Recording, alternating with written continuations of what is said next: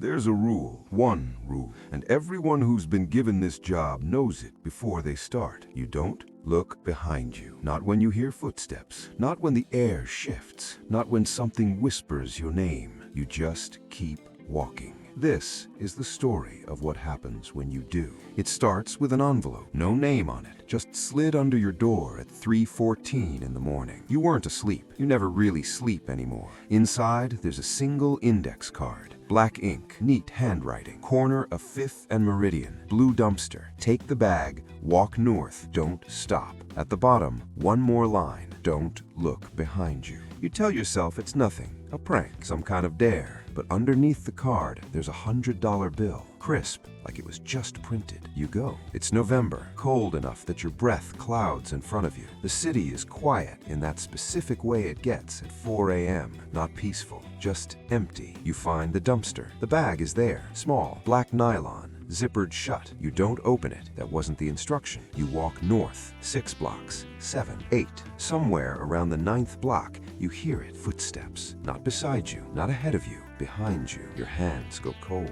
The card said not to look, so you don't. You keep walking. At the corner of 5th and Aldwych, there's a green mailbox. You already know, somehow, that you're supposed to leave the bag on top of it. You set it down, you walk away without breaking stride. By the time you get home, there's another envelope under your door. This one has $300 in it and a new card. Good. Same time tomorrow. You learn the route. It changes every night, but the structure is always the same. Envelope, location, bag, walk, drop, home. The bags get heavier. You stop thinking about what's in them. That's easier. By the second week, you've made just over $4,000 cash, all of it. You buy groceries with it, pay your electric bill, buy your sister a birthday gift. It feels normal. That's the part that should terrify you, but it doesn't. Not yet. The footsteps are always there, every night, starting somewhere around the 3rd block, always behind you, never closer, never farther, just there, like a shadow with weight. One night, it's raining hard. You're on a new route through the warehouse district. The streets are slick and orange under the sodium lights. The footsteps are louder in the rain, crisper. 2 sets. You count them. 2 people behind you. Your pace doesn't change. You're getting good at that, controlling your body, even when your mind is screaming.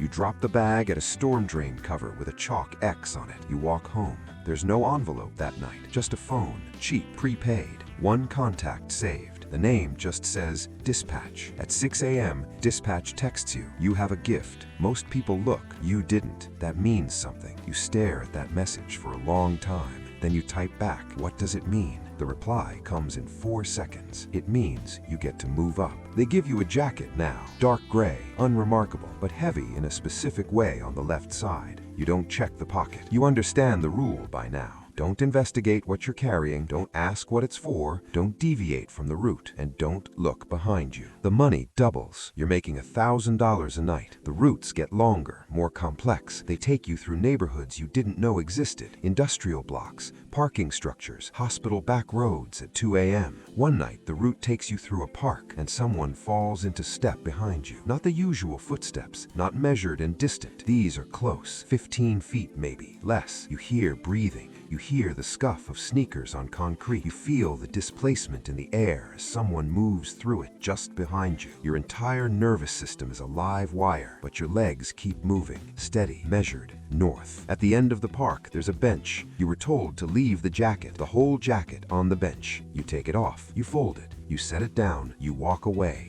The footsteps stop, just like that, like a switch flipped. The silence is almost worse. You don't sleep that night. You sit in your kitchen with the lights off, and you realize, really realize for the first time, that you are inside something. Not on the edge of it, inside it, and there's no clear way to see the walls. Dispatch gives you a name, not your name, a name. From now on, you're Ren.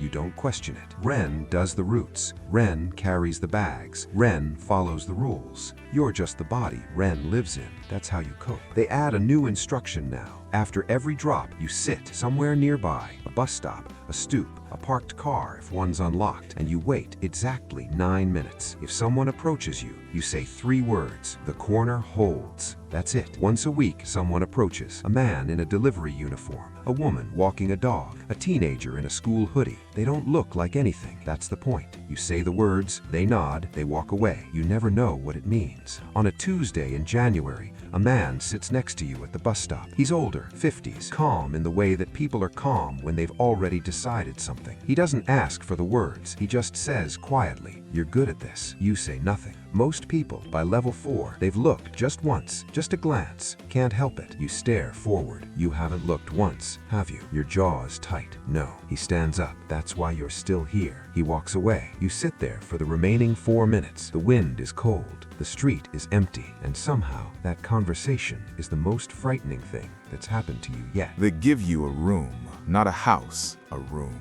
In a building you access through a laundry facility in the back of a dry cleaner on Hargrove Street. The room has a desk, a monitor, a filing cabinet with a combination lock. Dispatch sends the combination once. If you forget it, it changes. You're not carrying bags anymore. Now you're coordinating other people who carry bags. You don't know their names. On the monitor, they're dots on a map, moving through the city in patterns you're starting to understand like a language. You move them. You reroute them when something feels wrong. 3 times in the first week, something feels wrong. You don't know how you know. You just know. A police cruiser idling too long on a corner. A parked van that wasn't there the night before. A light in a building that should be vacant. You move the dots around the problem. The dots keep moving. Nothing happens. Dispatch texts. Good instincts. You're making $8,000 a week. You tell yourself you're not a criminal. You're a coordinator, a logistics person. You don't know what's in the bags, but somewhere in the back of your mind, in the place you don't let yourself look, you know you know. It's been 4 months. You stopped flinching at footsteps. You stopped wondering about the bags. You stopped asking dispatch anything beyond what you need. You've become efficient. One night, one of your dots stops moving. You wait 5 minutes, 10, still stopped. You ping dispatch. The reply takes longer than usual. Leave it. Reroute the others. You do. But the dot doesn't disappear. It stays on the screen, motionless for the rest of the night. You don't sleep. In the morning, you take a different route to the dry cleaner than you usually do. Force of habit or instinct, you're not sure which. On your usual route, you pass at a distance. There's police tape. You keep walking. Your face doesn't change, but inside, something cracks. Not guilt, not fear, something more complicated. The feeling of a person who has walked very far into a forest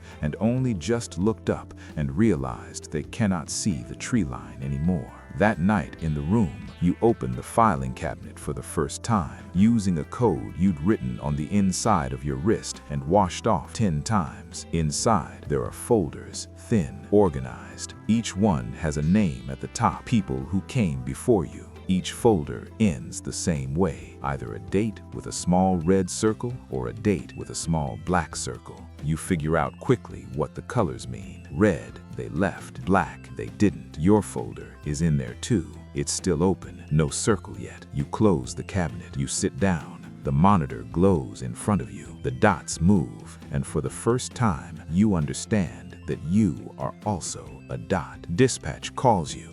First time they've ever called. The prepaid phone buzzes, and the contact says dispatch, but the voice is a woman, low, measured. You found the cabinet, not a question. Yes, you say, and you're still there. Yes, silence. Then that means you're ready for the offer. She explains it simply. No pressure, no threat. There's a position, higher up, real money, a salary, benefits, a life that looks completely normal on the surface, a house, a car, a cover story so clean it could pass any audit. In exchange, you stop being a coordinator. You become something else. The word she uses is resolver. You already know what that means. You have 48 hours, she says. The call ends. You sit in the room until 4 a.m. Then you go home. You lie down on your bed. You stare at the ceiling. You think about the dot that stopped moving. You think about the folders, the black circles. You think about the $100 bill that started all of this. Crisp, freshly printed, slid under your door like a key. You think about the first rule. Don't look behind you. And you realize you've been so focused on following that rule, so disciplined, so controlled,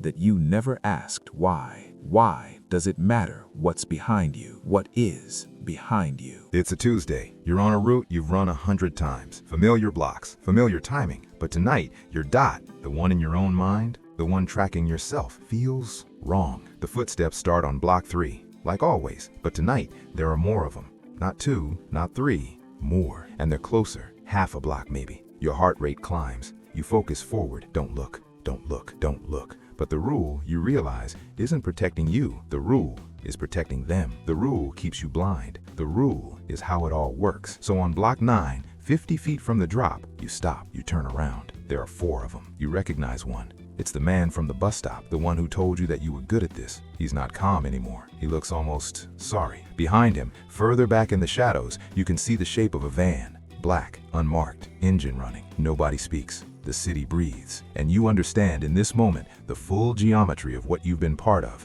The bags, the routes, the words, the room, the dots. You were never moving up. You were being moved. Every level, every promotion, every piece of trust. It was them learning how much you'd carry, how far you'd go, how good you were at not asking questions. The offer wasn't a reward. It was the last test, and you failed it the moment you opened that cabinet. The man takes one step toward you. Here's what they don't tell you at level 1. There's always a moment, one moment, where the architecture of what you've been living in becomes visible all at once. And in that moment, you have a choice. Not a good choice and a bad choice, 2 bad choices. You can run. Maybe you make it. Maybe you know enough about the routes, the system, the people, that you're valuable, dangerous to eliminate quietly. Maybe you disappear somewhere they can't reach. Maybe. Or you can take the offer. Become the resolver, the thing that cleans up the dots that stop moving. Live the clean life on the outside. Die slowly on the inside. You look at the man. He's still waiting. The van engine hums. Somewhere in the city behind you, a dozen dots are moving through the dark, carrying bags, following routes, not looking behind them, just like you were. You take a step back, then another, then you run.